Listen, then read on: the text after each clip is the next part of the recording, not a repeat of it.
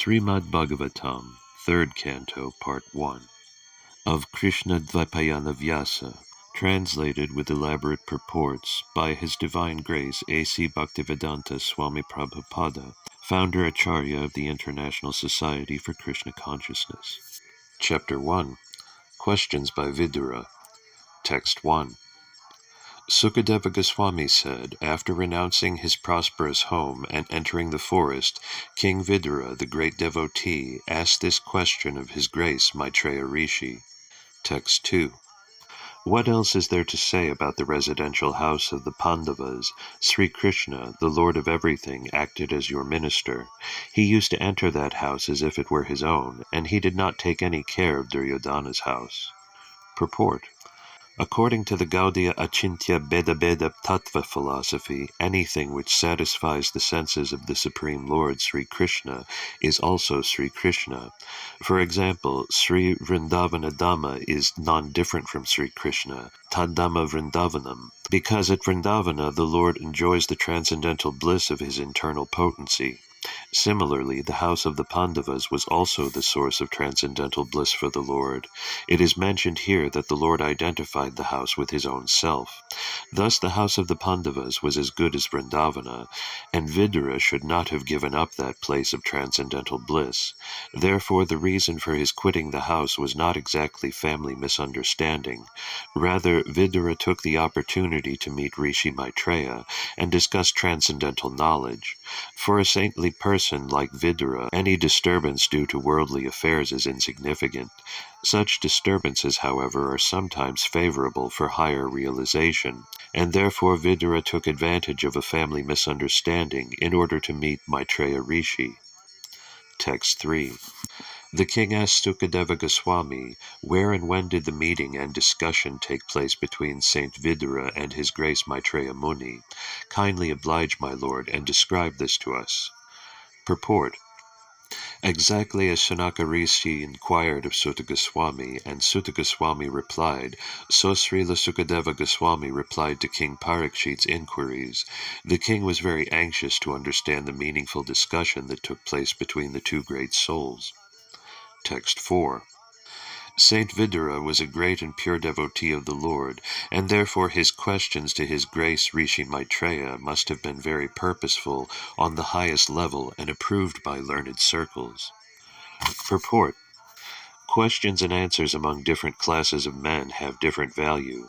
Inquiries by mercantile men in a business exchange cannot be expected to be highly purposeful in spiritual values. Questions and answers by different classes of men can be guessed by the caliber of the persons concerned. In Bhagavad Gita, the discussion was between Lord Sri Krishna and Arjuna, the Supreme Person and the Supreme Devotee respectively. The Lord admitted Arjuna to be his devotee and friend, Bhagavad Gita 4.3, and therefore any sane man can guess that the discussion was on the topic of the Bhakti Yoga system. Actually, the whole Bhagavad Gita is based on the principle of Bhakti Yoga. There is a difference between karma and karma yoga. Karma is regulated action for the enjoyment of the fruit by the performer, but karma yoga is action performed by the devotee for the satisfaction of the Lord. Karma yoga is based on bhakti, or pleasing the Lord, whereas karma is based on pleasing the senses of the performer himself. According to Srimad Bhagavatam, one is advised to approach a bona fide spiritual master when one is actually inclined to question from an elevated level of spiritual understanding. A common man who has no interest in spiritual values has no need to approach a spiritual master, just as a matter of following fashion.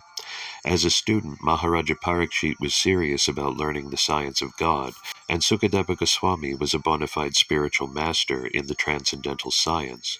Both of them knew that the topics discussed by Vidura and Rishi Maitreya were elevated, and thus Maharaja Parikshit was very interested in learning from the bona fide spiritual master. Text 5. Sri Sutta Goswami said, the great sage Sukadeva Goswami was highly experienced and was pleased with the king. Thus being questioned by the king, he said to him, please hear the topics attentively. Text 6.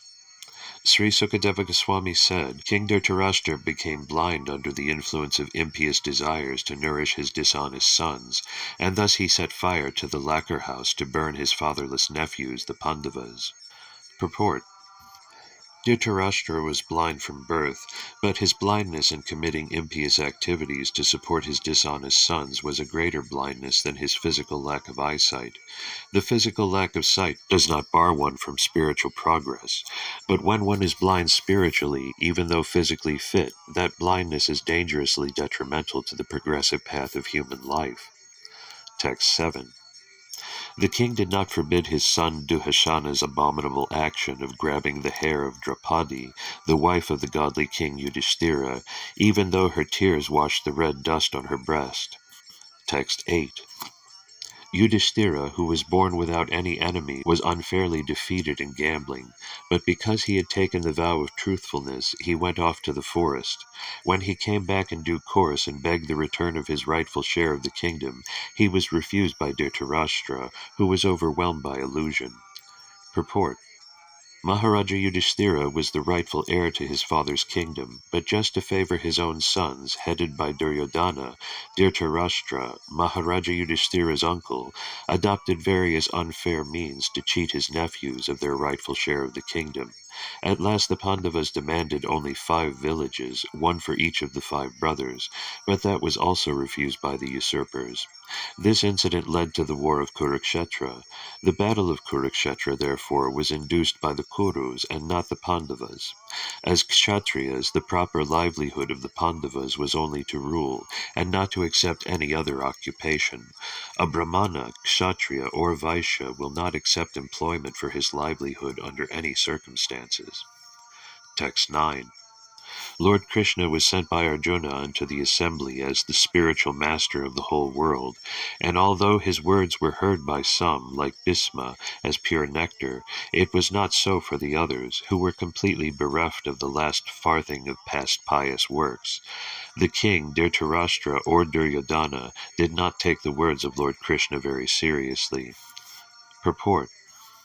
Lord Krishna, who is the spiritual master of the entire universe, accepted the duty of a messenger, and deputed by Arjuna, went to the assembly of King Dhritarashtra on a peace mission. Krishna is everyone's Lord, yet because he was the transcendental friend of Arjuna, he gladly accepted the role of messenger, exactly like an ordinary friend. That is the beauty of the Lord's behavior with his pure devotees. He reached the assembly and spoke about peace, and the message was relished by Bhisma and other great leaders because it was spoken by the Lord himself.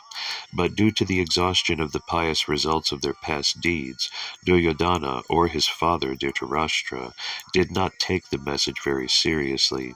That is the way of persons who have no credit of pious deeds. By past pious deeds one may become the king of a country, but because the results of the pious acts of Duryodhana and company were dwindling, it became evident from their actions that they were sure to lose the kingdom to the Pandavas. The message of Godhead is always like nectar to the devotees, but it is just the opposite to the non-devotees. Sugar candy is always sweet to a healthy man, but it tastes very bitter to persons suffering from jaundice. Text 10. When Vidura was invited by his elder brother Dhritarashtra for consultation, he entered the house and gave instructions which were exactly to the point. His advice is well known, and instructions by Vidura are approved by expert ministers of state. Purport. Political suggestions by Vidura are known as expert, just as in modern times Pandita Chanakya is considered the authority in good counsel in both political and moral instructions. Text 11. Vidura said, You must now return the legitimate share to Yudhishthira, who has no enemies, and who has been forbearing through untold sufferings due to your offenses. He is waiting with his younger brothers, among whom is the revengeful Bhima, breathing heavily like a snake. Surely you are afraid of him. Text 12. Lord Krishna, the personality of Godhead, has accepted the sons of Pirtha and his kinsmen, and all the kings of the world are with Lord Sri Krishna. He is present in his home with all his family members, the kings and princes of the Yadu dynasty, who have conquered an unlimited number of rulers, and he is their Lord. Purport. Vidura gave Dhritarashtra very good counsel regarding political alliance with the sons of Pirtha, the Pandavas. The first thing he said was that Lord Krishna was intimately related with them as their cousin. Because Lord Krishna is the Supreme Personality of Godhead, he is worshipable by all Brahmanas and demigods, who are the controllers of the universal affairs. Besides that, Lord Krishna and his family members, the royal order of the Yadu dynasty, were the conquerors of all kings of the world. The Kshatriyas used to fight the kings of various dominions and kidnap their beautiful princess daughters after conquering their relatives. This system was laudable because the Kshatriyas and the princesses would be married only on the basis of the chivalry of the conquering Kshatriya. All the young princes of the Yadu dynasty married the daughters of other kings in this way, by chivalrous force, and thus they were conquerors of all the kings of the world. Vidura wanted to impress upon his elder brother that fighting with the Pandavas was fraught with many dangers, because they were supported by Lord Krishna, who had conquered even in his childhood demons like Kamsa and Jarasandha, and demigods like Brahma and Indra. Therefore all universal power was behind the Pandavas. Text 13.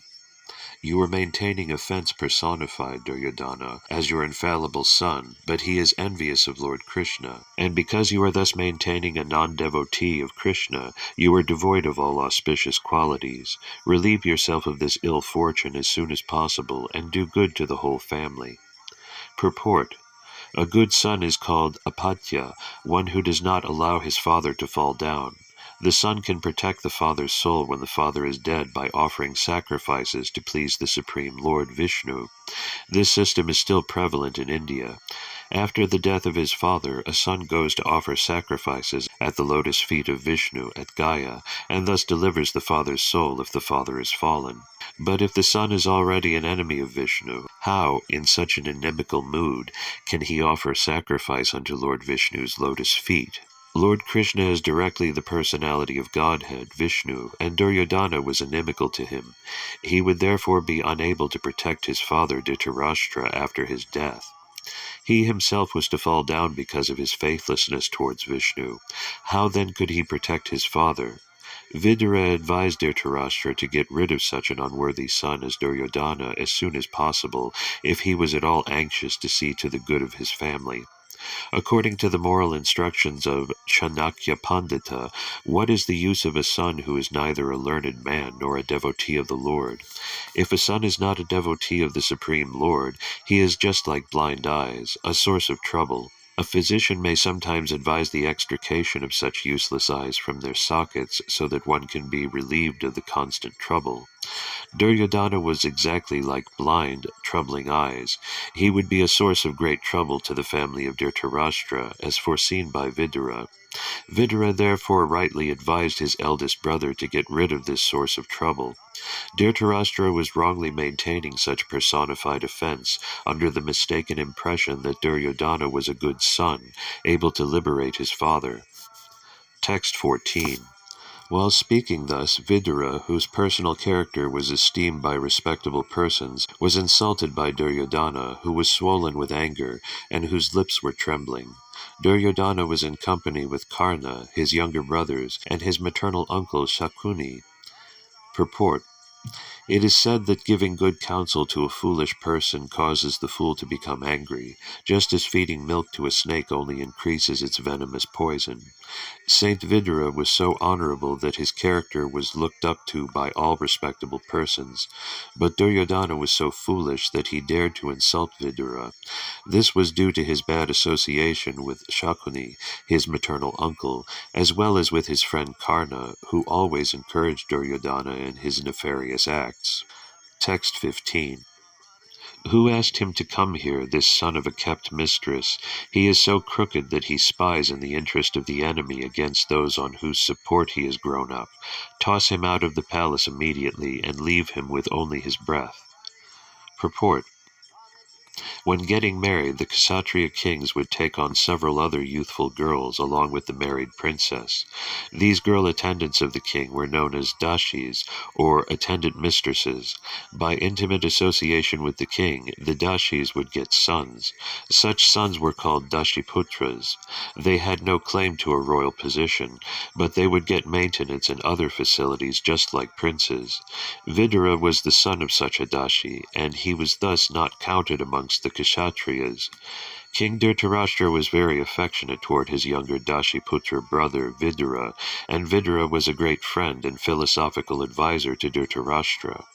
Duryodhana knew very well that Vidura was a great soul and well-wisher, but unfortunately he used strong words to hurt his innocent uncle. Duryodhana not only attacked Vidura's birth, but also called him an infidel because he seemed to support the cause of Yudhishthira, whom Duryodhana considered his enemy. He desired that Vidura be immediately put out of the palace and deprived of all his possessions. If possible, he would have liked him caned until he was left with nothing but his breath. He charged that Vidura was a spy of the Pandavas because he advised King Dhritarashtra in their favor. Such is the situation of palace life and the intricacies of diplomacy that even a faultless person like Vidura could be charged with something abominable and punished. Vidura was struck with wonder at such unexpected behavior from his nephew Duryodhana, and before anything actually happened, he decided to leave the palace for good. Text 16. Thus being pierced by arrows through his ears and afflicted to the core of his heart, Vidura placed his bow on the door and quit his brother's palace. He was not sorry, for he considered the acts of the external energy to be supreme. Purport. A pure devotee of the Lord is never perturbed by an awkward position created by the external energy of the Lord. In Bhagavad Gita 3.27 it is stated, Prakriti kriyamanani gunai karmani sharvasha ahankara vimudatma kartatam iti manyate. A conditioned soul is absorbed in material existence under the influence of different modes of external energy. Absorbed in the false ego, he thinks that he is doing everything by himself. The external energy of the Lord, the material nature, is fully under the control of the Supreme Lord, and the conditioned soul is fully under the grip of the external energy. Therefore the conditioned soul is fully under the control of the law of the Lord, but due to illusion only, he thinks himself independent in his activities. Duryodhana was acting under such influence of the external nature, by which he would be vanquished at the ultimate end.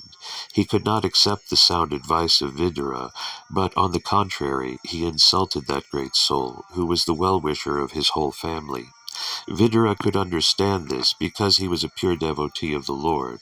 In spite of being very strongly insulted by Duryodhana's words, Vidura could see that Duryodhana, under the influence of Maya, the external energy, was making progress on the path towards his own ruination. He therefore considered the acts of the external energy to be supreme, yet he also saw how the internal energy of the Lord helped him in that particular situation. A devotee is always in a renounced temperament, because the worldly attractions can never satisfy him. Vidura was never attracted by the royal palace of his brother. He was always ready to leave the palace and devote himself completely to the transcendental loving service of the Lord. Now he got the opportunity by the grace of Duryodhana, and instead of being sorry at the strong words of insult, he thanked him from within, because it gave him the chance to live alone in a holy place and fully engage in the devotional service of the Lord. The word Gatavyata, without being sorry, is significant here because Vidura was relieved from the tribulations which trouble every man entangled in material activities. He therefore thought that there was no need to defend his brother with his bow, because his brother was meant for ruination. Thus he left the palace before Duryodhana could act. Maya, the supreme energy of the Lord, acted here both internally and externally. Text 17. By his piety, Vidura achieved the advantages of the pious Kauravas. After leaving Hastinapura, he took shelter of many places of pilgrimages, which are the Lord's lotus feet. With a desire to gain a high order of pious life, he traveled to holy places, where thousands of transcendental forms of the Lord are situated. Purport. Vidura was undoubtedly a highly elevated and pious soul, otherwise he would not have taken his birth in the Kaurava family. To have high parentage, to possess wealth, to be highly learned, and to have great personal beauty are all due to past pious acts. But such pious possessions are not sufficient for obtaining the grace of the Lord and being engaged in his transcendental loving service. Vidura considered himself less pious, and therefore he decided to travel to all the great places of pilgrimage in the world in order to achieve greater piety and advance nearer to the Lord. At that time Lord Krishna was personally present in the world, and Vidura could have at once approached him directly, but he did not do so because he was not sufficiently freed from sin. One cannot be 100% devoted to the Lord unless and until he is completely free from all effects of sin. Vidura was conscious that by the association of the diplomatic Dhritarashtra and Duryodhana, he had lost his piety, and was therefore not fit to associate at once with the Lord. In Bhagavad Gita 7.28, this is confirmed in the following verse: Yesham tav anta gatam papam jananam punya karmanam te dvandva mohanirmukta bhajantemam derdevrata. Persons who are sinful ashuras like Kamsa and Jarasandha cannot think of Lord Krishna as the Supreme Personality of Godhead, the Absolute Truth. Only those who are pure devotees, those who follow the regulative principles of religious life, as prescribed in the scriptures, are able to engage themselves in Karma Yoga, and then Jnana Yoga, and thereafter, by pure meditation, can understand pure consciousness. When God consciousness is developed, one can take advantage of the association of pure devotees. Syanmahatsveya vipra punyatirtha nishavanat. One is able to associate with the Lord even during the existence of this life. Places of pilgrimages are meant for eradicating the sins of the pilgrims, and they are distributed all over the universe just to give facility to all concerned for attaining pure existence and God realization. One should not be satisfied, however, merely by visiting the places of pilgrimage and performing one's prescribed duties. He should be eager to meet the great souls who are already there, engaged in the service of the Lord. In each and every place of pilgrimage, the Lord is present in his various transcendental forms. These forms are called archamurtis, or forms of the Lord which can be easily appreciated by the common man. The Lord is transcendental to our mundane senses. He cannot be seen with our present eyes, nor can he be heard with our present ears. To the degree that we have entered into the service of the Lord, or to the proportion to which our lives are freed from sins, we can perceive the Lord.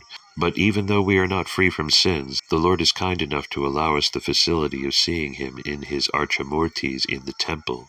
The Lord is all-powerful, and therefore he is able to accept our service by presentation of his archa form. No one, therefore, should foolishly think the archa in the temple to be an idol. Such an archamurti is not an idol, but the Lord himself, and to the proportion to which one is free from sins, he is able to know the significance of the archamurti. The guidance of a pure devotee is therefore always required. In the land of Bharatavarsha, there are many hundreds and thousands of places of pilgrimage distributed all over the country, and by traditional practice the common man visits such holy places during all seasons of the year. Some of the archa representations of the Lord situated in different places of pilgrimage are mentioned herewith. The Lord is present at Madura, the birthplace of Lord Krishna, as Adikeshava. The Lord is present at Puri, Orisha, as Lord Jagannatha, also known as Purushottama. He is present at Allahabad, Prayaga, as Bindu Madhava. At Mandara Hill, he is present as Madhusudana. At Vishnukanchi, he is known as Vishnu, and at Mayapura, he is known as Hari. There are millions and billions of such archa forms of the Lord distributed all over the universe. All these archamurtis are summarized in the Chaitanya Charitamrita in the following words. The Lord has so distributed himself all over the universe just to give pleasure to the devotees, to give the common man facility to eradicate his sins, and to establish religious principles in the world. Text 18. He began to travel alone, thinking only of Krishna, through various holy places like Ayodhya, Dwarka, and Madura. He traveled where the air, hill, orchard, river, and lake are all pure and sinless, and where the forms of the unlimited decorate the temples. Thus he performed the pilgrim's progress. Purport: these archa forms of the Lord may be considered idols by the atheists, but that does not matter for persons like Vidura or his many other servants. The forms of the Lord are mentioned here as Ananta Linga. Such forms of the Lord have unlimited potency, the same as that of the Lord himself. There is no difference between the potencies of the archa and those of the personal forms of the Lord. The example of the post box and post office may be applied here. The little post boxes distributed all over the city have the same potency as the postal system in general. The duty of the post office is to carry letters from one place to another. If one puts letters in post boxes authorized by the General Post Office, the function of carrying letters is performed without a doubt. Similarly, the Archamurti can also deliver the same unlimited potency of the Lord as when he is personally present. Vidura, therefore, could see nothing but Krishna in the different archa forms, and ultimately he was able to realize Krishna alone and nothing else. Text 19. While so traversing the earth, he simply performed duties to please the Supreme Lord Hari. His occupation was pure and independent. He was constantly sanctified by taking his bath in holy places, although he was in the dress of a mendicant and had no hairdressing, nor a bed on which to lie. Thus he was always unseen by his various relatives. Purport: the first and foremost duty of a pilgrim is to satisfy the Supreme Lord Hari.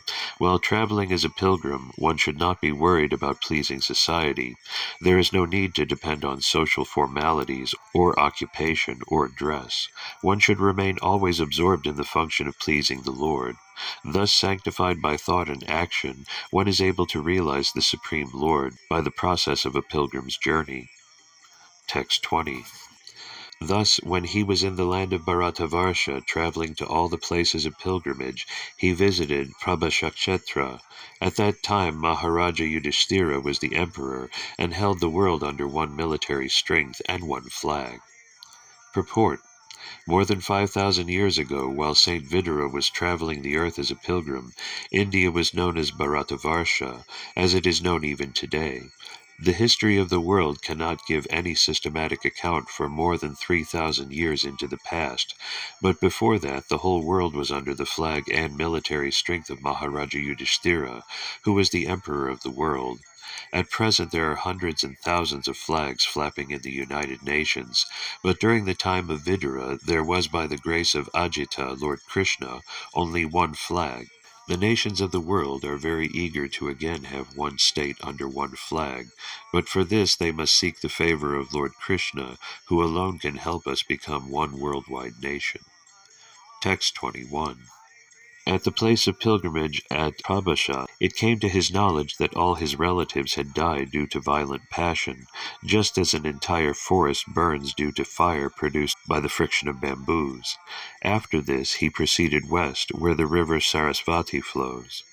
Purport: both the Kauravas and Yadavas were relatives of Vidura, and Vidura heard of their extinction due to fratricidal war. The comparison of the friction of forest bamboos to that of passionate human societies is appropriate. The whole world is compared to a forest. At any moment there may be a flare-up of fire in the forest due to friction. No one goes to the forest to set it on fire, but due only to friction between bamboos, fire takes place and burns an entire forest. Similarly, in the greater forest of worldly transaction, the fire of war takes place because of the violent passion of the conditioned souls, illusioned by the external energy. Such a worldly fire can be extinguished only by the water of the mercy cloud of saints, just as a forest fire can be extinguished only by rains falling from a cloud. Text 22. On the bank of the river Sarasvati there were 11 places of pilgrimage, namely 1. Trita, 2. Ushana, 3. Manu, 4. Pirtu, 5. Agni, 6. Asita, 7. Vayu, 8. Sudasa, 9. Go, 10. Guha, and 11. Sradadeva. Vidura visited all of them and duly performed rituals. Text 23. There were also many other temples of various forms of the Supreme Personality of Godhead Vishnu, established by great sages and demigods. These temples were marked with the chief emblems of the Lord, and they reminded one always of the original personality of Godhead, Lord Krishna. Purport: Human society is divided into 4 social orders of life and 4 spiritual divisions, applying to each and every individual person. This system is called Varnashrama Dharma and has already been discussed in many places in this great literature.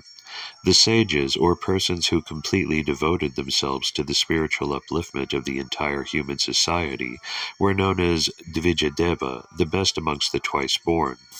The denizens of superior planets, from the moon planet and upwards, were known as Devas.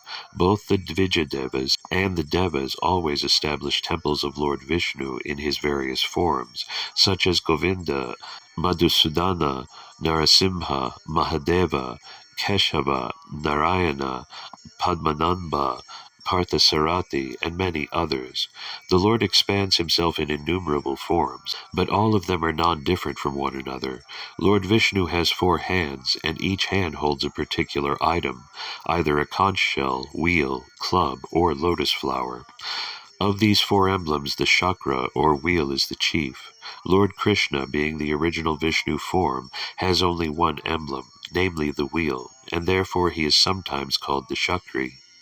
The Lord's chakra is the symbol of the power by which the Lord controls the whole manifestation. The tops of Vishnu temples are marked with the symbol of the wheel, so that people may have the chance to see the symbol from a very long distance and at once remember Lord Krishna. The purpose of building very high temples is to give people a chance to see them from a distant place. This system is carried on in India whenever a new temple is constructed, and it appears that it is coming down from a time before recorded history. The foolish propaganda by atheists that temples were constructed only in later days is refuted here, because Vidura visited these temples at least 5,000 years ago, and the temples of Vishnu were in existence long, long before Vidura visited them. The great sages and demigods never established statues of men or demigods, but they established temples of Vishnu for the benefit of common men, to raise them to the platform of God consciousness. Text 24.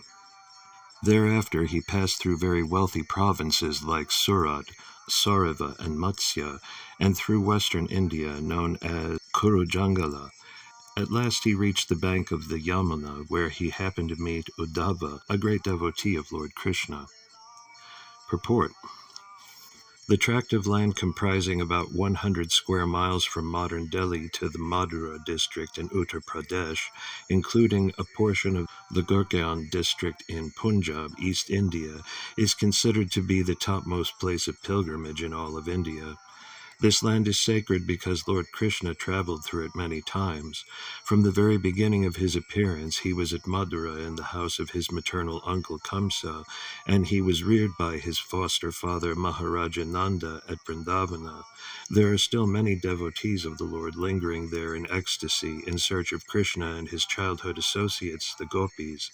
It is not that such devotees meet Krishna face to face in that tract of land, but a devotee's eagerly searching after Krishna is as good as his seeing him personally. How this is so cannot be explained, but it is factually realized by those who are pure devotees of the Lord. Philosophically, one can understand that Lord Krishna and his remembrance are on the absolute plane, and that the very idea of searching for him at Vrindavana in pure God consciousness gives more pleasure to the devotee than seeing him face to face. Such devotees of the Lord see him face to face at every moment, as confirmed in the Brahma Samhita 538. Those who are in ecstasy of love with the Supreme Personality of Godhead, Lord Syamasundara, Krishna, see him always in their hearts due to love and devotional service rendered to the Lord. Both Vidura and Uddhava were such elevated devotees, and therefore they both came to the bank of the Yamuna and met each other. Text 25. Then, due to his great love and feeling, Vidura embraced him, Uddhava, who was a constant companion of Lord Krishna, and formerly a great student of Brihaspati's. Vidura then asked him for news of the family of Lord Krishna, the personality of Godhead. Purport: Vidura was older than Uddhava, like a father, and therefore when the two met, Uddhava bowed down before Vidura, and Vidura embraced him because Uddhava was younger, like a son. Vidura's brother Pandu was Lord Krishna's uncle, and Uddhava was a cousin to Lord Krishna. According to social custom, therefore, Vidura was to be respected by Uddhava on the level of his father. Uddhava was a great scholar in logic, and he was known to be a son or disciple of Brihaspati, the greatly learned priest and spiritual master of the demigods. Vidura asked Uddhava about the welfare of his relatives, although he already knew that they were no longer in the world. This inquiry appears to be very queer, but Srila Jiva Goswami states that the news was shocking to Vidura, who therefore inquired again due to great curiosity. Thus his inquiry was psychological and not practical. Text 26. Please tell me whether the original personalities of Godhead, who incarnated themselves at the request of Brahma, who was born out of the lotus flower from the Lord, and who have increased the prosperity of the word by elevating everyone, are doing well in the house of Surasena. Purport. Lord Krishna and Balarama are not two different personalities of Godhead. God is one without a second, but he expands himself in many forms without their being separate from one another. They are all plenary expansions. The immediate expansion of Lord Krishna is Baladeva, and Brahma, born from the lotus flower from Garbhodakasai Vishnu, is an expansion of Baladeva. This indicates that Krishna and Baladeva are not subjected to the regulations of the universe. On the contrary, the whole universe is under their subjugation. They appeared at the request of Brahma to liberate the burden of the world, and they relieved the world by many superhuman activities so that everyone became happy and prosperous. Without the grace of the Lord, no one can become happy and prosperous. Because the happiness of the family of the Lord's devotees depends on the happiness of the Lord, Vidura first of all inquired about the well-being of the Lord. Text 27. Please tell me whether the best friend of the Kurus, our brother-in-law Vasudeva, is doing well. He is very munificent. He is like a father to his sisters, and he is always pleasing to his wives. Purport. Lord Krishna's father Vasudeva had 16 wives, and one of them, named Paravi or Rohini, the mother of Baladeva, was the sister of Vidura. Vasudeva, therefore, was the husband of Vidura's sister, and thus they were brothers-in-law. Vasudeva's sister Kunti was the wife of Pandu, Vidura's eldest brother, and in that sense also, Vasudeva was brother-in-law to Vidura. Kunti was younger than Vasudeva, and it was the duty of the elder brother to treat younger sisters as daughters. Whenever anything was needed by Kunti, it was munificently delivered by Vasudeva, due to his great love for his younger sister. Vasudeva never dissatisfied his wives, and at the same time he supplied the objects desired by his sister. He had special attention for Kunti because she became a widow at an early age. While inquiring about Vasudeva's welfare, Vidura remembered all about him and the family relationship. Text 28. O Uddhava, please tell me how is Pradyumna, the commander-in-chief of the Yadus, who was Cupid in a former life? Rukmini bore him as her son from Lord Krishna by the grace of Brahmanas whom she pleased. Purport. According to Srila Jiva Goswami, Smara, Cupid, or Kamadeva, is one of the eternal associates of Lord Krishna. Jiva Goswami has explained this very elaborately in his treatise Krishna Sandarbha. Text 29. O my friend, tell me whether Ugrasena, the king of the Sattvatas, Vrishnis, Bhojas, and the Sharhas, is now doing well. We went far away from his kingdom, leaving aside all hopes of his royal throne, but Lord Krishna again installed him. Text 30. O gentle one, does Sambhav fare well? He exactly resembles the son of the personality of Godhead.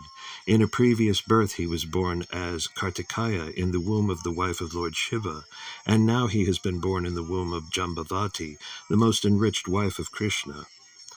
Purport. Lord Shiva, one of the three qualitative incarnations of the personality of Godhead, is the plenary expansion of the Lord. Kartikeya, born of him, is on the level of Pradyumna, another son of Lord Krishna, When Lord Sri Krishna descends into the material world, all his plenary portions also appear with him to exhibit different functions of the Lord. But for the pastimes of Vrindavana, all functions are performed by the Lord's different plenary expansions. Vasudeva is a plenary expansion of Narayana. When the Lord appeared as Vasudeva before Devaki and Vasudeva, he appeared in his capacity as Narayana. Similarly, all the demigods of the heavenly kingdom appeared as associates of the Lord in the forms of Pradyumna, Samba, Uddhava, etc. It is learned here that Kamadeva appeared as Pradyumna, Kartikeya as Samba, and one of the Vasus as Uddhava. All of them served in their different capacities in order to enrich the pastimes of Krishna. Text 31. O Uddhava, does Yuyodhana fare well? He learned the intricacies of the military art from Arjuna and attained the transcendental destination which is very difficult to reach even for great renouncers. Purport.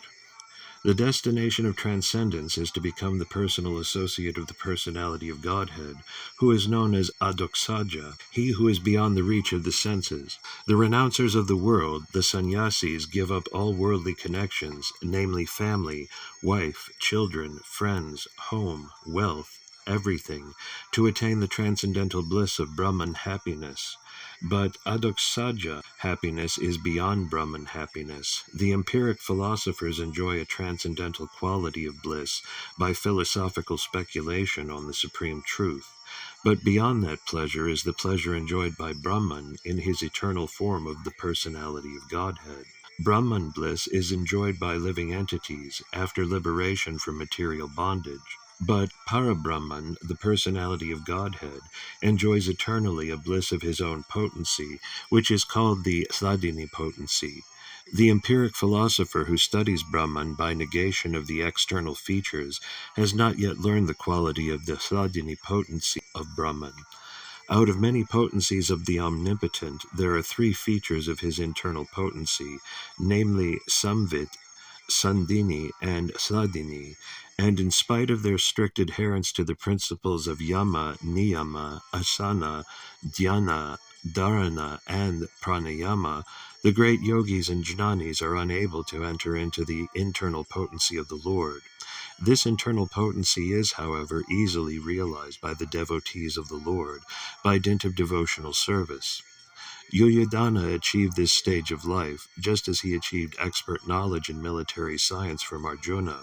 Thus his life was successful to the fullest extent from both the material and spiritual angles of vision.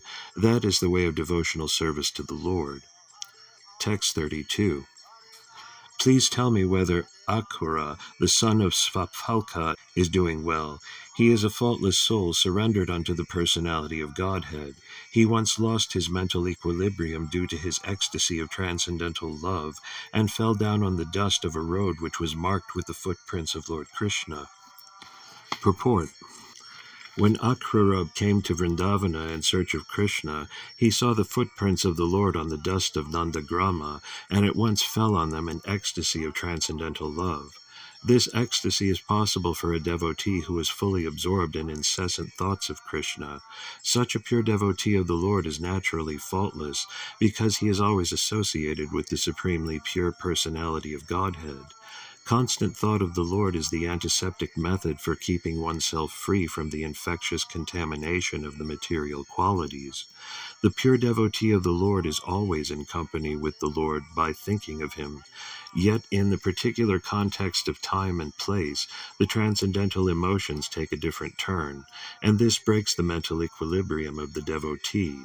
Lord Chaitanya displayed the typical example of transcendental ecstasy, as we can understand from the life of this incarnation of God. Text 33. As the Vedas are the reservoir of sacrificial purposes, so the daughter of King Devakabhoja conceived the Supreme Personality of Godhead in her womb, as did the mother of the demigods. Is she, Devaki, doing well? Purport. The Vedas are full of transcendental knowledge and spiritual values, and thus Devaki, the mother of Lord Krishna, conceived the Lord in her womb as the personified meaning of the Vedas. There is no difference between the Vedas and the Lord. The Vedas aim at the understanding of the Lord, and the Lord is the Vedas personified. Devaki is compared to the meaningful Vedas, and the Lord to their purpose personified. Text 34. May I inquire whether Aniruddha is doing well? He is the fulfiller of all the desires of the pure devotees, and has been considered from yore to be the cause of the Rig Veda, the creator of the mind, and the fourth plenary expansion of Vishnu. Purport. Adichaturabhuja, the original expansions from Baladeva, are Vasudeva, Sankarsana, Pradyumna, and Aniruddha. All of them are Vishnu Tattvas, or non-different personalities of Godhead. In the incarnation of Sri Ram, all these different expansions appeared for particular pastimes. Lord Ram is the original Vasudeva, and his brothers were Shankarshana, Pradyumna, and Aniruddha. Aniruddha is also the cause of Mahavishnu, from whose breathing the Rig Veda appeared. All this is nicely explained in the Markandeya Purana. In the incarnation of Lord Krishna, Aniruddha appeared as the son of the Lord. Lord Krishna in Dwarka is the Vasudeva expansion of the original group. The original Lord Krishna never leaves Goloka Vrindavana. All the plenary expansions are one and the same Vishnu Tattva, and there is no difference in their potency. Text 35. O sober one, others such as Hridika, Chadudesna, Gada, and the son of Satyabhama, who accept Lord Sri Krishna as the soul of the self, and thus follow his path without deviation, are they well? Text 36. Also let me inquire whether Maharaja Yudhishthira is now maintaining the kingdom according to religious principles, and with respect for the path of religion. Formerly, Duryodhana was burning with envy because Yudhishthira was being protected by the arms of Krishna and Arjuna as if they were his own arms. Purport. Maharaja Yudhishthira was the emblem of religion. When he was ruling his kingdom with the help of Lord Krishna and Arjuna, the opulence of his kingdom surpassed all imaginations of the opulence of the kingdom of heaven. His actual arms were Lord Krishna and Arjuna, and thus he surpassed everyone's opulence. Duryodhana, being envious of this opulence, planned so many schemes to put Yudhishthira into difficulty, and at last the battle of Kurukshetra was brought about.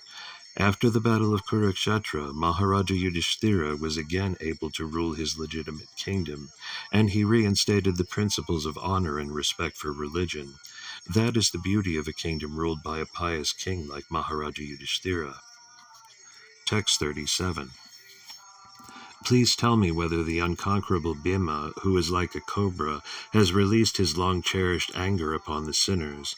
The field of battle could not tolerate even the wonderful playing of his club when he stepped on the path. Purport. Vidura knew the strength of Bhima. Whenever Bhima was on the battlefield, his steps on the path and the wonderful playing of his club were unbearable for the enemy. Powerful Bhima did not take steps against the son of Dhritarashtra for a long time. Vidura's inquiry was whether he had yet released his anger, which was like that of a suffering cobra. When a cobra releases its venom after long-cherished anger, its victim cannot survive. Text 38. Please tell me whether Arjuna, whose bow bears the name Gandiva, and who is always famous amongst the chariot warriors for vanquishing his enemies, is doing well. He once satisfied Lord Shiva by covering him with arrows, when Shiva came as an unidentified false hunter. Purport. Lord Shiva tested Arjuna's strength by picking a quarrel with him over a hunted boar. He confronted Arjuna in false dress of a hunter, and Arjuna covered him with arrows until Lord Shiva was satisfied with Arjuna's fighting. He offered Arjuna the Pashupati weapon and blessed him. Here Vidura inquired about the great warrior's well-being. Text 39. Are the twin brothers who are protected by their brothers doing well? Just as the eye is always protected by the eyelid, they are protected by the sons of Pirtha, who snatched back their rightful kingdom from the hands of their enemy Duryodhana, just as Garuda snatched nectar from the mouth of Indra, the thunderbolt carrier. Purport. Indra, the king of heaven, carries a thunderbolt in his hand and is very strong, yet Garuda, the carrier of Lord Vishnu, was able to snatch nectar from his mouth. Similarly, Duryodhana was as strong as the king of heaven, and still the sons of Pirtha, the Pandavas, were able to snatch away their kingdom from Duryodhana. Both Garuda and the Parthas are pet devotees of the Lord, and thus it was possible for them to face such strong enemies. Vidura's inquiry was about the youngest brothers of the Pandavas, namely Nakula and Sahadeva. These twin brothers were sons of Madri, the stepmother of the other Pandavas, but although they were stepbrothers, because Kunti took charge of them after the departure of Madri with her husband Maharaja Pandu, Nakula and Sahadeva were as good as the other three Pandavas, Yudhishthira, Bhima, and Arjuna. The 5 brothers are known in the world as regular brothers. The 3 elder Pandavas took care of the younger brothers, just as the eyelid takes care of the eye. Vidura was anxious to know whether, after winning back their own kingdom from the hands of Duryodhana, the younger brothers were still living happily under the care of the elder brothers. Text 40. O my lord, is Pirtha still living? She lived only for the sake of her fatherless children. Otherwise it was impossible for her to live without King Pandu, who was the greatest commander, and who alone conquered the 4 directions, simply with the help of a second bow. Purport. A faithful wife cannot live without her lord, the husband, and therefore all widows used to voluntarily embrace the burning fire which consumed the dead husband. This system was very common in India because all the wives were chaste and faithful to their husbands. Later on, with the advent of the age of Kali, the wives gradually began to be less adherent to their husbands, and the voluntary embrace of the fire by the widows became a thing of the past. Very recently the system was abolished, since the voluntary system had become a forcible social custom. When Maharaja Pandu died, both his wives, namely Kunti and Madri, were prepared to embrace the fire, but Madri requested Kunti to live for the sake of the younger children, the 5 Pandavas. This was agreed upon by Kunti at the added request of Vyasadeva. In spite of her great bereavement, Kunti decided to live, not to enjoy life in the absence of her husband, but only to give protection to the children. This incident is referred to here by Vidura because he knew all the facts about his sister-in-law Kunti Devi. It is understood that Maharaja Pandu was a great warrior, and that he alone, with the help of bow and arrow, could conquer the world's 4 directions. In the absence of such a husband, it was almost impossible for Kunti to live on, even as a widow, but she had to do it for the sake of the 5 children. Text 41. O gentle one, I simply lament for he, Dhritarashtra, who rebelled against his brother after death. By him I was driven out of my own house, although I am his sincere well-wisher, because he accepted the line of action adopted by his own sons. Purport. Vidura did not ask about the welfare of his elder brother, because there was no chance of his well-being, only news of his gliding down to hell. Vidura was a sincere well-wisher for Dhritarashtra, and he had a thought about him in the corner of his heart. He lamented that Dhritarashtra could rebel against the sons of his dead brother Pandu, and that he could drive him, Vidura, out of his own house on the dictation of his crooked sons. In spite of these actions, Vidura never became an enemy of Dhritarashtra, but continued to be his well-wisher, and at the last stage of Dhritarashtra's life, it was Vidura only who proved to be his real friend. Such is the behavior of a Vaishnava like Vidura. He desires all good, even for his enemies. Text 42. I am not astonished at this, having traveled over the world without being seen by others. The activities of the personality of Godhead, which are like those of a man in this mortal world, are bewildering to others, but I know of his greatness by his grace, and thus I am happy in all respects. Purport. Although he was the brother of Dhritarashtra, Vidura was completely different. By the grace of Lord Krishna, he was not foolish like his brother, and thus his brother's association could not influence him. Dhritarashtra and his materialistic sons wanted to falsely lord it over the world by dint of their own strength. The Lord encouraged them in this, and thus they became more and more bewildered. But Vidura wanted to achieve sincere devotional service of the Lord, and therefore became a soul absolutely surrendered to the absolute personality of Godhead. He could realize this in the progress of his pilgrim's journey, and thus he was freed from all doubts. He was not at all sorry to be bereft of his hearth and home, because he now had experienced that dependence on the mercy of the Lord is a greater freedom than so-called freedom at home. A person should not be in the renounced order of life unless he is firmly convinced of being protected by the Lord. This stage of life is explained in Bhagavad Gita as Abhyam Sattva Samsuddhi. Every living entity is factually completely dependent on the mercy of the Lord, but unless one is in the pure state of existence, he cannot be established in this position. This stage of dependence is called Sattva Samsuddhi, or purification of one's existence. The result of such purification is exhibited in fearlessness. A devotee of the Lord who is called Narayanapara is never afraid of anything, because he is always aware of the fact that the Lord protects him in all circumstances. With this conviction, Vidura traveled alone, and he was not seen or recognized by any friend or foe. Thus he enjoyed freedom of life without obligation to the many duties of the world. When Lord Sri Krishna was personally present in the mortal world in his eternal blissful form of Syamasundara, those who were not pure devotees of the Lord could not recognize him or know his glories. Avajanante mam manusim tanam asritam. Bhagavad Gita 9:11. He is always bewildering to the non-devotees, but he is always seen by the devotees by dint of their pure devotional service to him. Text 43. Despite this being the Lord, and being always willing to relieve the distress of sufferers, he, Krishna, refrained from killing the Kurus, although they committed all sorts of sins, and although he saw other kings constantly agitating the earth by their strong military movements, carried out under the dictation of three kinds of false pride. Purport. As declared in Bhagavad Gita, the Lord appears in the mortal world to execute his much-needed mission of killing the miscreants and giving protection to the suffering faithful.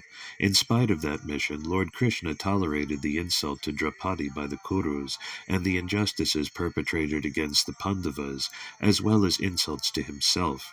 The question may be raised, why did he tolerate such injustices and insults in his presence? Why did he not chastise the Kurus immediately? When Draupadi was insulted in the assembly by the Kurus by their attempt to see her naked in the presence of all, the Lord protected Draupadi by supplying an unlimited length of clothing, but he did not chastise the insulting party immediately. This silence of the Lord did not mean, however, that he excused the offenses of the Kurus. There were many other kings on earth who had become very proud of three kinds of possessions, wealth, education, and followers, and they were constantly agitating the earth by movements of military strength. The earth was just waiting to get them together on the battlefield of Kurukshetra and kill them all at one time, just to make a shortcut in his killing mission. Godless kings or heads of state, when puffed up by advancement of material wealth, education, and increase of population, always make a show of military strength and give trouble to the innocent.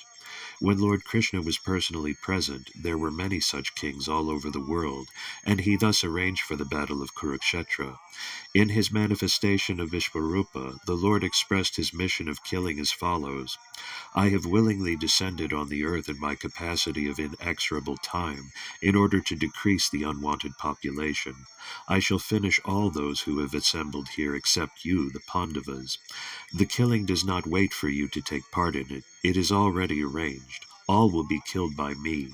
If you want to become famous as the hero of the battlefield, and thus enjoy the booty of war, then, O Sabyasachi, just become the immediate cause of this killing, and thus take the credit.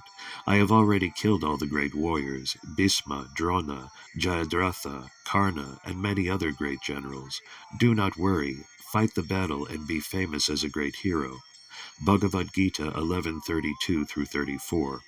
The Lord always wants to see his devotee as the hero of some episode which he himself performs. He wanted to see his devotee and friend Arjuna as the hero of the battlefield of Kurukshetra, and thus he waited for all the miscreants of the world to assemble. That and nothing else is the explanation of his waiting. Text 44. The appearance of the Lord is manifested for the annihilation of the upstarts. His activities are transcendental and are enacted for the understanding of all persons. Otherwise, since the Lord is transcendental to all material modes, what purpose could he serve by coming to earth? Purport. Ishvara Parama Krishna Satchidananda Vigraha, Brahma Samhita 5.1. The form of the Lord is eternal, blissful, and all-knowing. His so-called birth is therefore an appearance only, like the birth of the sun on the horizon. His birth does not, like that of the living entities, take place under the influence of material nature and the bondage of the reactions of past deeds. His works and activities are independent pastimes and are not subject to the reactions of material nature. In Bhagavad Gita 4.14 it is said, Namam karmani limpanti, name karma pale sphirha itimam yo bijananti karma bir nasad badhyate. The law of karma enacted by the Supreme Lord for the living entities cannot be applicable to him, nor has the Lord any desire to improve himself by activities like those of ordinary living beings. Ordinary living beings work for the improvement of their conditional lives, but the Lord is already full of all opulence, all strength, all fame, all beauty, all knowledge, and all renunciation. Why should he desire improvement? No one can excel him in any opulence, and therefore the desire for improvement is absolutely useless for him. One should always discriminate between the activities of the Lord and those of ordinary living beings. Thus one may come to the right conclusion regarding the Lord's transcendental position. One who can come to the conclusion of the Lord's transcendence can become a devotee of the Lord and can at once be free from all reactions of past deeds. It is said, Karmani nirdahati kintu cha bhaktibhajam. The Lord minimizes or nullifies the reactionary influence of the devotee's past deeds. Brahma Samhita 5.54. The activities of the Lord are to be accepted and relished by all living entities. His activities are to attract the ordinary man towards the Lord. The Lord always acts in favor of the devotees, and therefore ordinary men who are fruitive actors or seekers of salvation may be attracted to the Lord when he acts as protector of the devotees. The fruitive actors can attain their goals by devotional service, and the salvationists can also attain their goal in life by devotional service to the Lord. The devotees do not want the fruitive results of their work, nor do they want any kind of salvation. They relish the glorious superhuman activities of the Lord, such as his lifting Govardhana hill, and his killing the demon Putana in infancy. His activities are enacted to attract all kinds of men, karmis, jnanis, and bhaktas. Because he is transcendental to all laws of karma, there is no possibility of his accepting a form of Maya as is forced on the ordinary living entities who are bound by the actions and reactions of their own deeds. The secondary purpose of his appearance is to annihilate the upstart ashuras and to stop the nonsense of atheistic propaganda by less intelligent persons. By the Lord's causeless mercy, the ashuras who are killed personally by the personality of Godhead get salvation. The meaningful appearance of the Lord is always distinct from ordinary birth. Even the pure devotees have no connection with the material body, and certainly the Lord, who appears as he is, in his Satchidananda form, is not limited by a material form. Text 45. O my friend, please therefore chant the glories of the Lord, who is meant to be glorified in the places of pilgrimage. He is unborn, and yet he appears by his causeless mercy upon the surrendered rulers of all parts of the universe. Only for their interest did he appear in the family of his unalloyed devotees, the Yadus. Purport. There are innumerable rulers all over the universe in different varieties of planets. The sun god in the sun planet, the moon god in the moon planet, Indra in the heavenly planet, Vayu, Varuna, and those in the Brahmaloka planet, where Lord Brahma is living. All are obedient servants of the Lord. Whenever there is any trouble in the administration of the innumerable planets in different universes, the rulers pray for an appearance, and the Lord appears. The Bhagavatam 1.3.28 has already confirmed this in the following verse. Etechamsa kalapumsa Krishnas tu Bhagavan svayam indrari vyakulam lokam mridayante yuge yuge. In every millennium, whenever there is any trouble for the obedient rulers, the Lord appears. He also appears for the sake of his pure unalloyed devotees. The surrendered rulers and the pure devotees are always strictly under the control of the Lord, and they are never disobedient to the desires of the Lord. The Lord is therefore always attentive to them. The purpose of pilgrimages is to remember the Lord constantly, and therefore the Lord is known as Tirthakirti. The purpose of going to a place of pilgrimage is to get the chance to glorify the Lord. Even today, although times have changed, there are still pilgrimage sites in India. For example, in Madhura and Vrindavana, where we had a chance to stay, people are awake from early in the morning at 4 a.m. up until nighttime and are constantly engaged, some way or other, in chanting the holy glories of the Lord. The beauty of such a pilgrimage site is that automatically one remembers the holy glories of the Lord. His name, fame, quality, form, pastimes, and entourage are all identical to the Lord, and therefore chanting the glories of the Lord invokes the personal presence of the Lord. Any time or anywhere pure devotees meet and chant the glories of the Lord is present without any doubt. It is said by the Lord himself that he always stays where his pure devotees chant his glories. Thus end the Bhaktivedanta purports of the third canto, first chapter of the Srimad Bhagavatam, entitled Questions by Vidura.